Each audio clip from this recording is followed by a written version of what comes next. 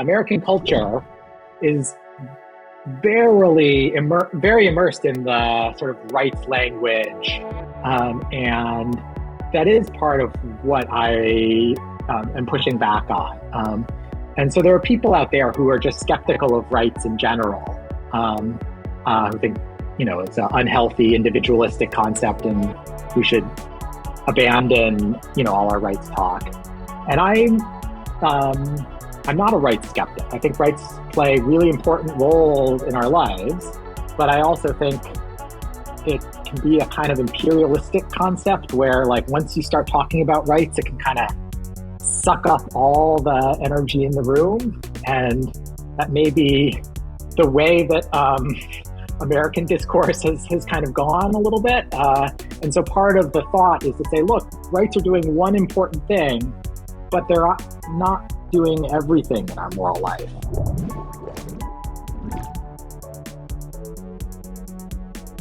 Hello and welcome to Chasing Leviathan. I'm your host, PJ Weary, and I'm here today with Dr. Nicolas Cornell, professor of law at the University of Michigan, and we're talking about his book, Wrongs and Rights Come Apart. Dr. Cornell, wonderful to have you on today. Thank you for having me. I'm excited to be here and talk with you. So tell me, Dr. Cornell, why this book? Well, this book is a project I've been working on for a very long time. It's something I got interested in at the very beginning of graduate school. So basically, it was a project like 20 years in the making. And it kind of, I worked on some issues related to this for my dissertation, and then published some papers after finishing graduate school related to it. And the book just sort of sat as a project that I wanted to complete, but I felt so unsure about various pieces of it that I kind of kept sitting on it and not finishing. And eventually it got to the point where I was like, no, I really need to get this out into the world as a book. So it feels like it's a long time coming, but that's why. It's the thing that's stuck in my head since graduate school, basically. Yeah. And so when you talk about wrongs and rights coming apart, I love the two examples you give at the beginning. One, it's great to have a real life example against a literary example. But if you could talk about what does it mean for wrongs and rights to come apart? Sure. So the basic idea that I started getting worried about was inference between concepts that I saw people making both in philosophy and in legal argument, and I guess also in sort of everyday life sometimes, between sort of two different kinds, what I thought of as two different kinds of concepts, but they seem to think of as basically flip sides of the same coin. So I start the book with a very famous legal case called Palsgraf versus Long Island Railroad, which was the real life example. The facts of the case are a man was rushing to catch a train, and the train employees sort of shove him onto the train. And in the process of this, the package that he was carrying falls onto the railroad tracks. It was carrying fireworks. The fireworks go off. And there's commotion. A metal scale for weighing things falls onto a woman who is standing on the train platform waiting for a different train, and she is injured. And she sues the railroad company for alleging that their employees were negligent in how they treated this passenger. And in a very famous opinion that probably almost every first-year law student reads, Benjamin Cardozo, one of the great American jurists, says, well, she can't have been wronged because no rights of hers were violated. Maybe the train company treated this other passenger with the package negligently, but not her. It wasn't her rights that were violated. So it couldn't be that she was wrong, even though she may have been injured, just hurt, but not wrong. And obviously wrong there is playing a sort of important technical term. And I think we'll probably want to talk more about what exactly do we mean when we say that. But there's clearly something that Cardozo thought was being said there, that she could have no legal claim, no legal complaint. But I kind of just intuitively, when I first encountered this, felt like, no, I don't. That doesn't feel like an inference one should be able to make. And so then the other example that I start the book with is from Tolstoy, and there's a lot of literature in the book. I quite like using literary examples. I feel like when one's doing good moral philosophy, one's really kind of getting at the nuances of emotional and interpersonal life. And I think, richer examples that one can get from literature or real life stories, legal cases are valuable. And the Tolstoy example from War and Peace involves an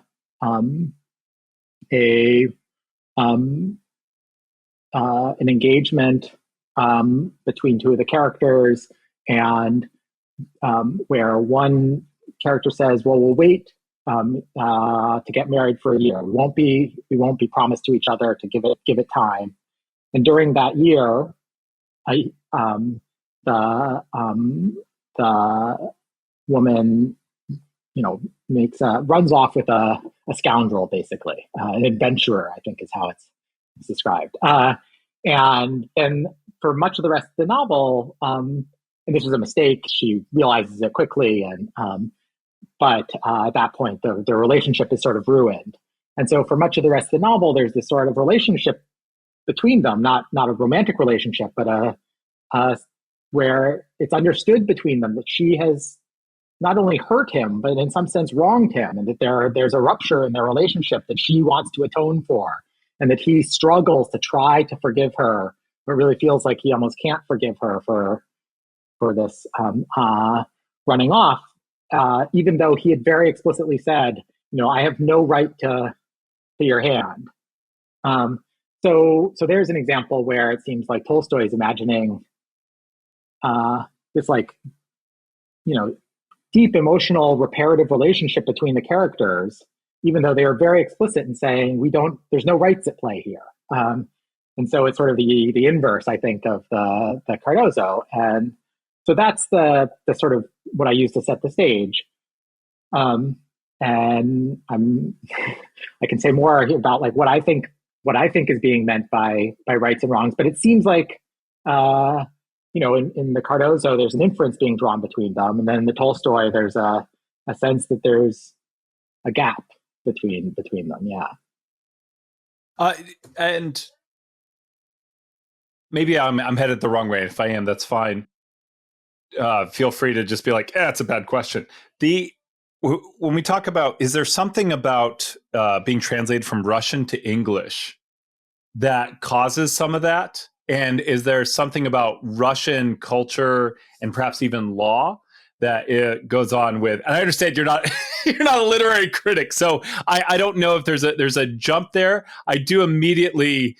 I've been reading German history, and their ideas of responsibility and obligation and community are so different. There is something really. I find myself favoring what you're arguing for, and I feel like a lot of it is just that, like, American culture is pretty weird, and when we live in it, we don't realize it. Yeah, I haven't really dug into this question, so I don't. So I do. I mean, there's something I think right. I don't know about whether it's a question of the language, the actual issues around Russian, and I would expect that German actually still has we get the Recht from German, so our rights talk in a way descends from that tradition. But I do think you're onto something in that, like, American culture is very immersed in the sort of rights language, and that is part of what I am pushing back on. And so there are people out there who are just skeptical of rights in general, who think it's an unhealthy individualistic concept and we should abandon all our rights talk. And I'm not a rights skeptic. I think rights play really important roles in our lives, but I also think it can be a kind of imperialistic concept where, like, once you start talking about rights, it can kind of suck up all the energy in the room. And that may be the way that American discourse has kind of gone a little bit. And so part of the thought is to say, look, rights are doing one important thing, but they're not doing everything in our moral life. And I do think that's maybe something you're picking up on in American culture. And maybe, maybe it's certainly possible that Russian culture was just a little bit less prone to that, exaggerated. Yeah. I realize that it's not like you're using illustratively. I'm not expecting you to like throw out like literary scholarship. I wasn't sure. I just thought I would take a stab at it. So you kind of mentioned you're talking about your own thoughts on what rights and wrongs are. Can you kind of give what you think rights are doing in our moral life versus what wrongs are doing in our moral life, and why you think it's important that they are kept separate? Yeah, I mean, one of the things that's very hard about working in this space is that these are words that get thrown around used in all sorts of different ways, and it's easy to get caught up in sort of terminological debates that seem not very fruitful, right? So, in a way, I don't want to stipulate how we should use the word rights or use the word wronging. But what I'm interested in is what I take to be a kind of package of, or two different packages of ways of relating or practices associated with those ways of relating. So I think of rights as being associated with a kind of strong duty on the other side. So when I have a right that you not kill me, you have reasons of a special sort not to kill me. It's not just that it's like, it would be good if you didn't kill me, but it's something more than that. It's you owe it to me not to kill me. And that means it in some sense overrides other things. Like, even if you could make some money off of killing me, it's that my right not to be killed just obviates that, right? Sometimes philosophers talk about exclusionary reasons. It's just excluded, right? You don't even consider it. I think another thing that we often associate with rights is a sort of anti-aggregation idea, which is to say, the fact that I have a right to something means that you can't sacrifice it for some greater good, right? If you could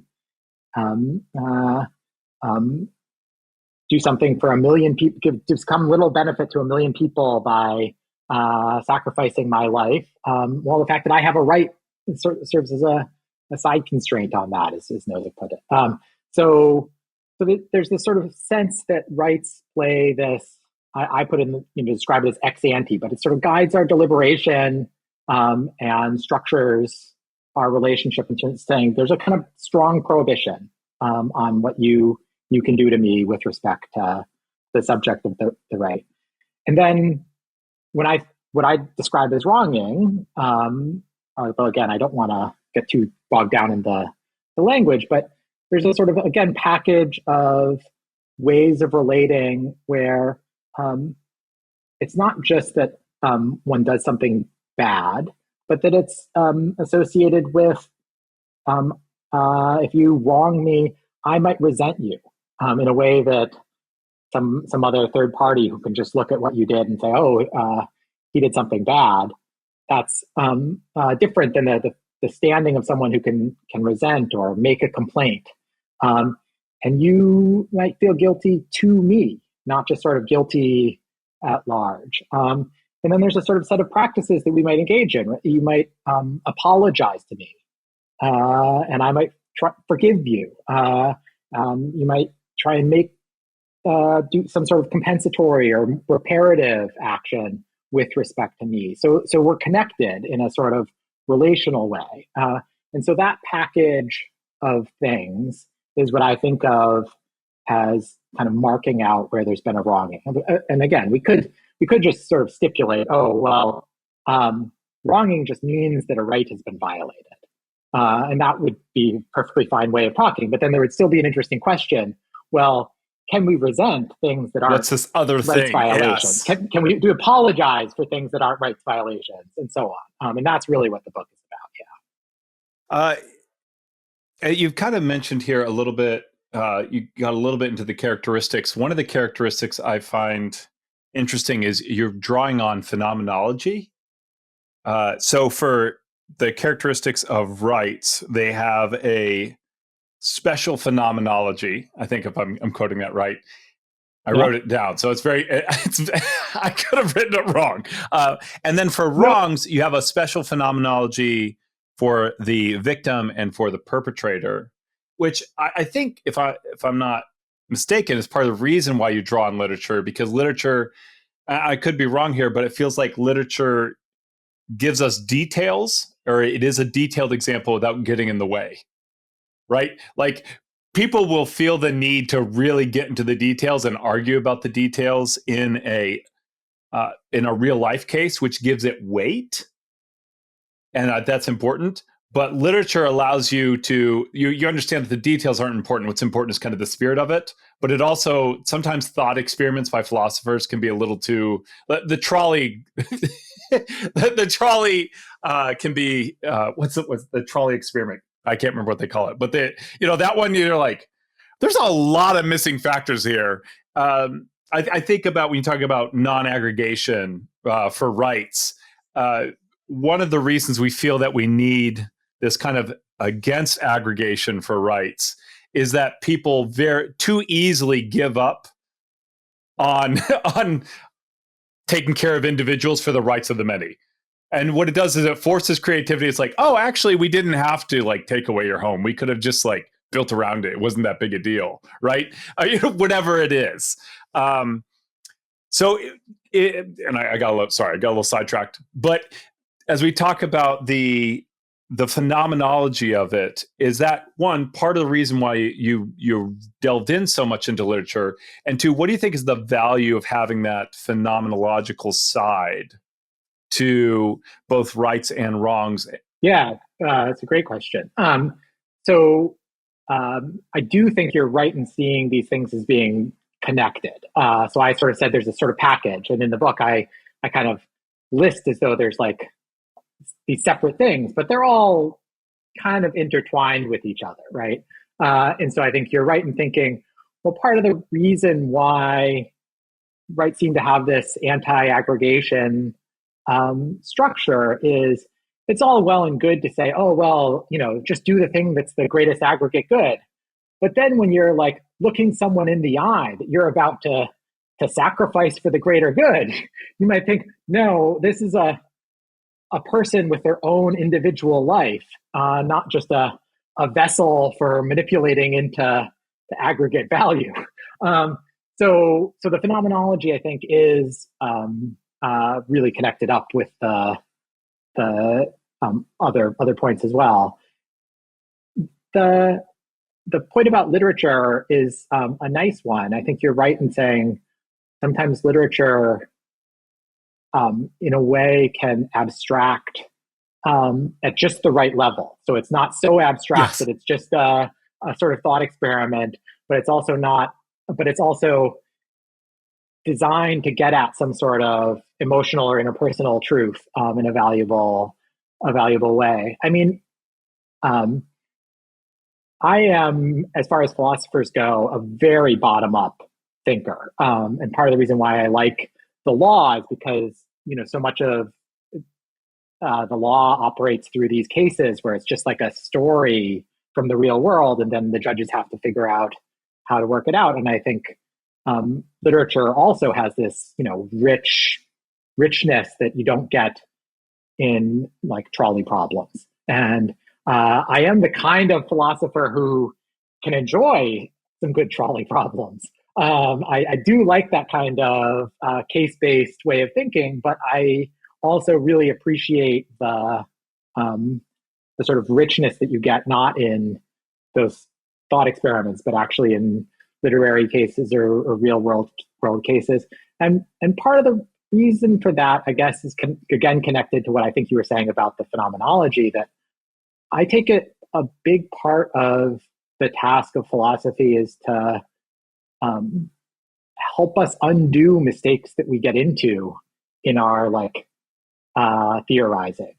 So it's easy for someone to say, "Oh, just do the greatest good for the greatest number," right? And then, in a way, part of the task is to say, well, that you got there by a sort of simple theoretical construct, but realize what it's like to look someone in the eye, right? And that's what the literature can do for us so well, to remind us of the human experience and what these relationships are actually like.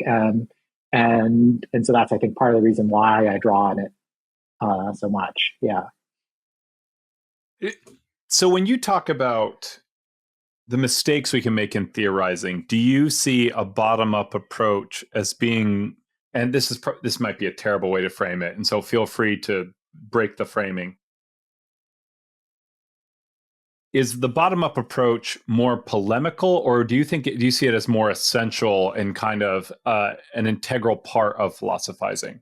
Is it a corrective, or is it something that is necessary for proper philosophy? Right. Great. Partly what I meant we ask easy questions on the show. Yeah, right. You're just going to make me do the meta philosophy. I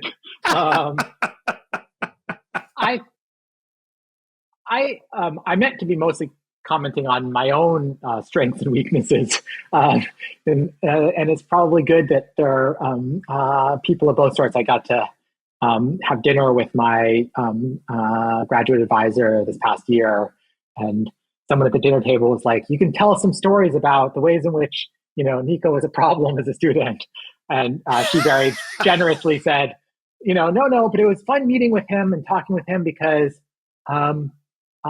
he's such a bottom-up thinker and I'm such a top-down thinker. And so when we talked, it would always be interesting. And I really appreciated that because it was how I experienced things too. And I guess I think it's good for philosophy to have both kind of orientations. And I take it, this is in a way what Rawls is describing and talking about reflective equilibrium, right? You want the interplay between trying to find general principles that can structure our thought or our theorizing, and then testing them against first order cases or first order intuitions. And then there's a kind of back and forth between these two. And, for whatever it's worth, I might be better off on the testing the bottom part, and there are other people who are better at the top part. And I don't know that one is more corrective than the other. I think both can play a kind of corrective role. Yeah.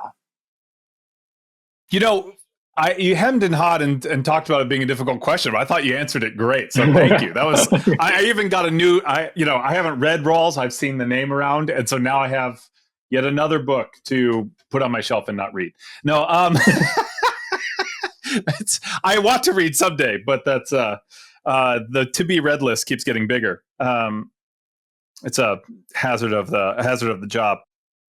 So if you don't mind, can we talk a little bit about the characteristics of rights and just kind of walk through those? So we've talked about some of them. We've talked about the phenomenology part.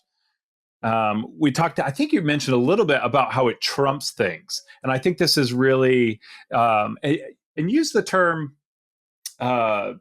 side constraints, and use that kind of in parallel, maybe synonymous with Trump. Can you explain what you mean by side constraints?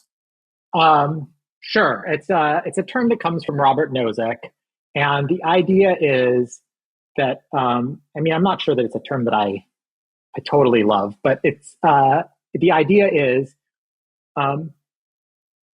we may in general be interested in trying to pursue the good, the overall welfare, or whatever the good consists in.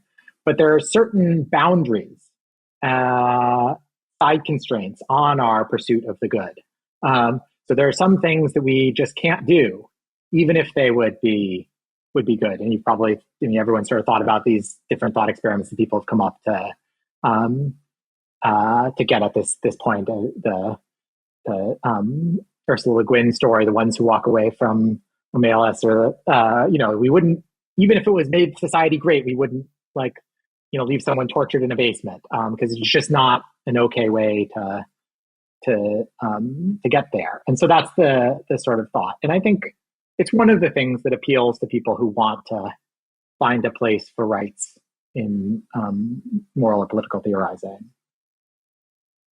I think as a real life example, and I know you said there were several, but immediately I've had some people on to talk about medical ethics, and we have learned a ton from 20th and 19th century medical experimentation that we have then said, we're not going to do that anymore. Right. Right. It's stuff literally stuff in Nazi camps that were like, well, we know that now, and we are never going to do that again. Right. And that's, and there's there's some further questions. It's no, this is yes, that would be good for future, but that is a boundary that we should not be crossing. Right. No, that's a great example. Yeah. That's a very, very nice example.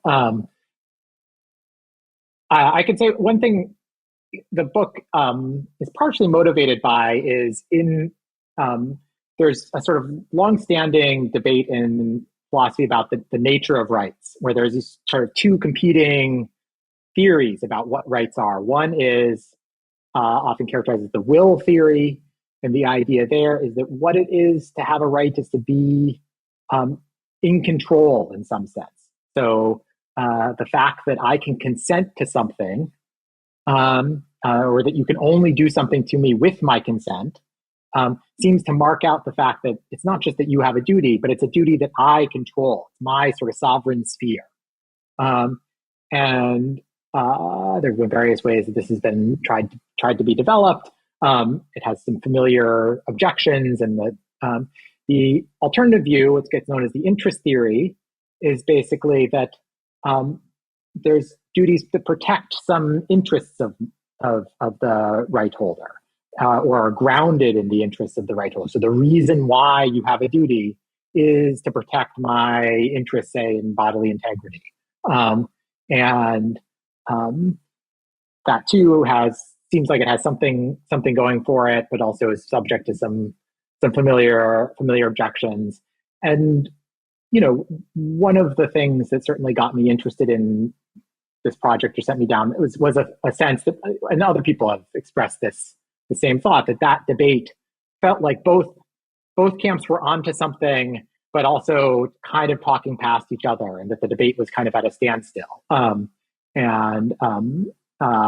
The sort of side constraint type picture that could be part and parcel with either of those views, right? But it's probably especially associated with the will theory, that this is just, you can't do this to me without my consent. That's just a constraint. I'm reminded, I think it was Hank Green was talking about, there was a big debate among astronomers in a past century before they had built better telescopes. And they were arguing about whether these blurs they were seeing on their telescopes were clouds of gas or just so many stars together that it was blurry. Are you familiar with the story? No, I don't know the story. Okay. So they build better telescopes. And what they discover is, it got very heated. They were constantly fighting, I think it's the 17th, 16th century. So people were probably punching each other, instead of saying nasty things in journals. They build better telescopes, and they see the different objects, blurry objects. And some of them were clouds of gas, and some of them were groups of stars that were so clustered together that before they were blurry. So the truth was they were both right? That's it's one of those things that when people get really heated about this stuff, it's you're both right. It's a bigger picture. So I don't know. That seems like what we're hoping is happening, right? Like we don't want people with like the reason that people get heated about things like a will or interest is like, are you saying my moral intuition is wrong? Like that's that's not a fun thing to say to somebody. Right, right.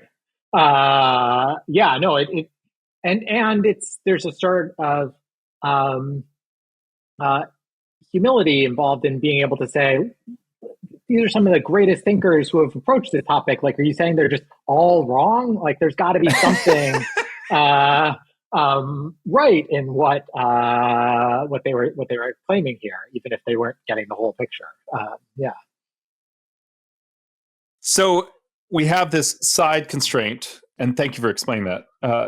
And then the ability to waive by their holders, and that seems to be, I could be wrong here. Is that specifically tied to the will theory, or can that show up in the interest theory as well? I mean, that really is a kind of. I mean, the will theory is at least often characterized as like that's the essential feature, and then there are criticisms of saying that that's the essential feature. And as you probably noticed in the book, I don't offer anything like essential features, but rather I say something looser, which is there are these features that rights typically have, and it's I think waiver or the possibility of waiver is something that rights typically have. Although, of course, we're familiar with things that are inalienable that we still want to call rights, and we're also familiar with the thought that some individuals who aren't in a position to waive, aren't capable of waiving, might still have rights. And so it would be a mistake to say there can only be rights when, if and only if, someone at that moment can waive the relevant duty. But I do think it's a kind of good marker in general that rights typically have, because if you think of rights as describing a kind of ex ante entitlement. And for me, and you talk about this being a very kind of landmark case with Benjamin Cardoza, the core of the book that you're arguing for is that the lady just minding her own business at a train station who gets hurt in a way that, I mean, you said, I think she struggles with her speech afterwards. I mean, it's permanently alters her life. Even if we can't enumerate a right, your response is we shouldn't go looking for another right. Like somehow we'll create some exhaustive list of rights. It's that, no, she was wronged. Even if we can't find the right that it corresponds to, we should be able to talk about her being wronged and her, like, there should be some legal recompense of some sort. Is that kind of the heart of it? Yeah, that is the heart of it. I mean, the like third party kinds of cases, which the Pulsgraph case is a example of, really are what first got me into the problem. And they make up the after the introduction, the sort of first chapter.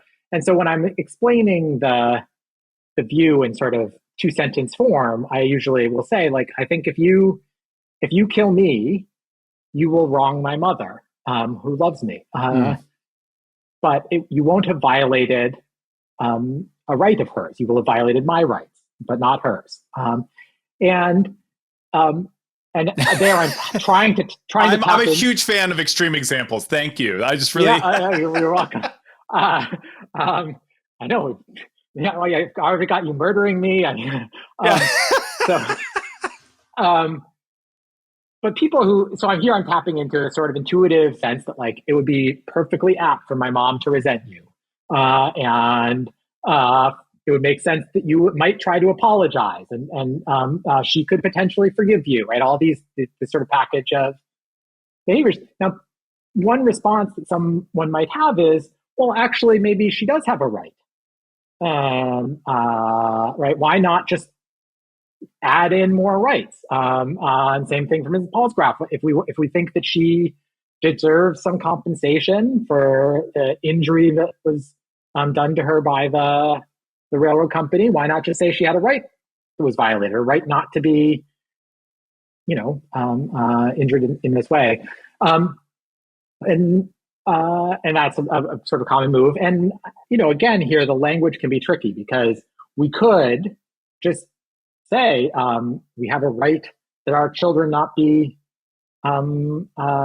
killed, and by that we might just mean it might just sort of be a placeholder for you stand to be wrong. It would be out for you to resent. But I don't think it would play the same kind of role that it would of being a sort of ex ante entitlement. And one way I use to sort of like draw out this intuition is if you were in a position where you had to put you'd been negligent and you were going to put at risk my life or the life of an orphan with no family members who loved them. I don't think that the fact that I have a loving mother should matter there. These are two lives, and my mother has no extra claim, no extra right there, or I would say no right at all, though she does stand to be wrong. And so that's, again, trying to get at the sense in which, like, we shouldn't posit more rights because they wouldn't be doing the kind of action guiding work that I think rights do. I think we run into this with just, if I could say, rules in general, is if we're constantly the endless list of rights, the endless list of rules eventually become burdensome in a way that they're no longer practically applicable, right? Like the list of rights that you have should be relatively intuitive and short. Like if you have if the list of rights ends up being like several thousand pages long, and you're having to look at, it just doesn't. And that's what, like, instead of playing whack-a-mole and trying to find well, this seems like they're wrong, there must be a corresponding right. And we're like trying to hunt legally for this and constantly sending up for opinions. And it instead just disconnecting and being like, that's a wrong. You've overstepped. Like this is where the language comes tricky. Overstepped a boundary, right? Or something like you have wronged this person. Is that part of it as well? Yeah, I mean, there is this sort of worry about just sort of like over proliferation where it becomes unwieldy. Although I'm not sure if it's just the sort of the sheer number that would become unwieldy. But I think part of why I think it becomes unwieldy is because I think rights mean something for us. Yes. And okay. So when we start positing more rights, that immediately carries with it a kind of meaning about burdens that are being imposed on other people. Yes. So like towards the end of the book, I have a little, it's really not part of the main argument, but I sort of give the example of this, debates that happened around microaggressions. And, people who found the discussions of microaggressions like exaggerated. There can't be a right not to be offended, right? And you can see why, if you're really wedded to this thought that like, well, if there's a wrong, then there must be a right. And if there's a right not to be offended, that's burdening my ability to speak and, be free. It does start to feel kind of very encumbering. And I mean, I think this is all kind of mistaken, but it's not so much just the sort of proliferation, but it's the proliferation plus the fact that rights are meaningful, sort of heavy artillery. Yeah. So and maybe I think I might be missing the mark here, but I think it'll help with clarification. There's a big difference between, forgive me, I can't remember her name, but the lady standing on the train station and a reasonable expectation of safety not being attacked by flying metal or falling metal of some kind. But if she has a right to safety, then she can go to the train employees and demand that they keep her safe. And that's a different thing. Does that? Right. So this is, I think, the key idea is, and so one of my colleagues who teaches torts and teaches this case, will to draw out the thought that Helen Palsgraf, doesn't have a right, as you kind of really try and picture the situation as this man's hustling to catch the train and they're kind of jostling him or jostling his package, and if you imagine Helen Palsgraf at that moment saying, "Hey, watch out for me," right? It seems it's weird. Like yeah. it doesn't make sense, right? That's not the relevant concern. And so if you think, well, rights involve that kind of, you're supposed to be playing a role in the deliberation, and there's no sense in which at that moment the train employee should be like watching out for her standing over there on the platform. I think that's right, that there isn't, that's correct, that there isn't a right of that sort here.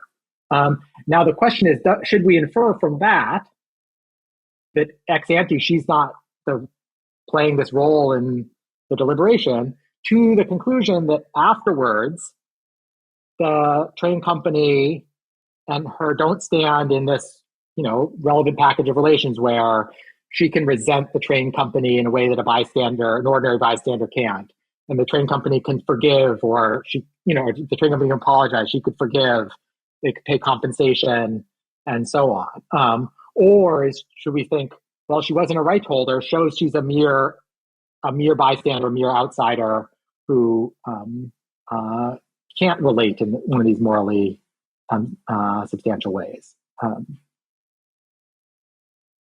So, and forgive me, again, I might be barking up the wrong tree, but it seems to me that some of this... I just want to flag how often you're saying, "Forgive me, please," preemptively, which I really appreciate. I have no idea if this is going to work. I know. No, it's so true. I do this every time. I'm like, I don't know if this is going to be a good question or not, but sometimes it is, sometimes it isn't. So, I'll start by begging your pardon. That's... I'll start using that. It's very, very Gandalf. No, it's very Bilbo. Sorry, I gotta get it. Gotta get right.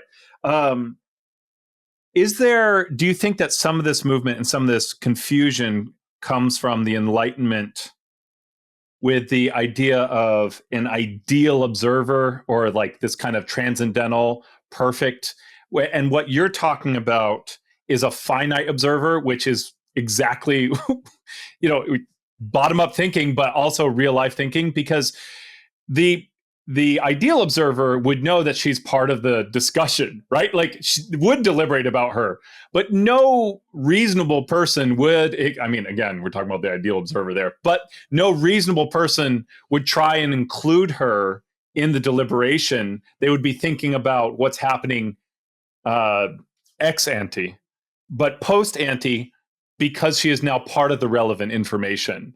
Is that some of what we're targeting here? Because I think we are working through some of these Enlightenment, this Enlightenment inheritance. Yeah, I think that's certainly right. Undoubtedly, and as I sort of alluded to, I do think the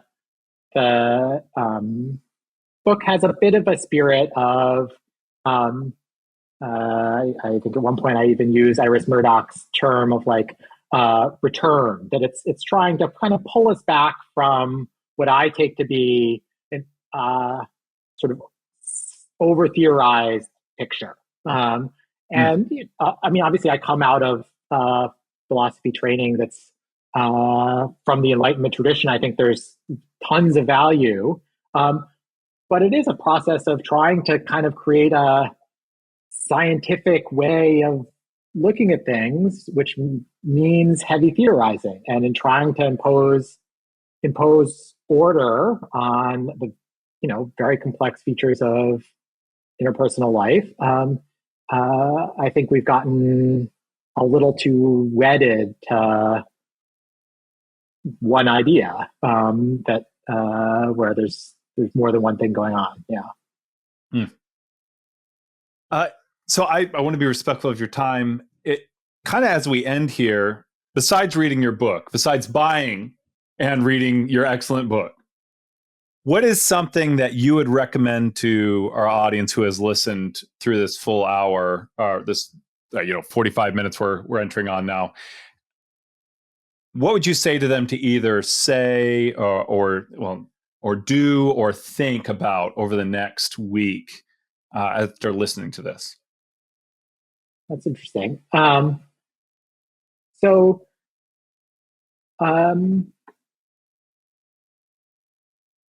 yeah, that's a nice way of putting it.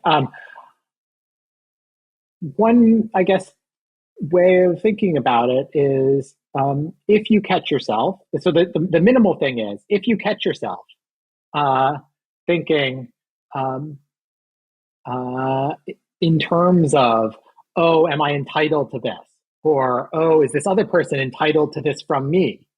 Like, pause for a moment and wonder, is that the right sort of frame to be using here? Or might it be the case that although they weren't entitled to my treating them in such and such a way, I may still owe them an apology for having not. Or there may still be a meaningful bit of moral repair that needs to happen here. And so that's the sort of minimal thing. But yeah, I guess I also, in the book, I talk about some of these other examples that we haven't really talked about, but like preemptive forgiving, where I think is a great practice. So I love how frequently you engage in it, or ask. But it's something that's only really possible if you can. I at least argue if you see these things as kind of coming apart, because it's different than granting permission, right? Preemptively forgiving someone isn't saying it's okay, and yet it's a rich and valuable practice. I think, like, in the book, there's a chapter about exploitative relationships, and this is an example too of something that, if you get too stuck in a simple way of looking at it, you may not see the kind of complexity of where there might be wrongings happening that you should be aware that you may be participating in, and without having to fit that into the kind of rights picture.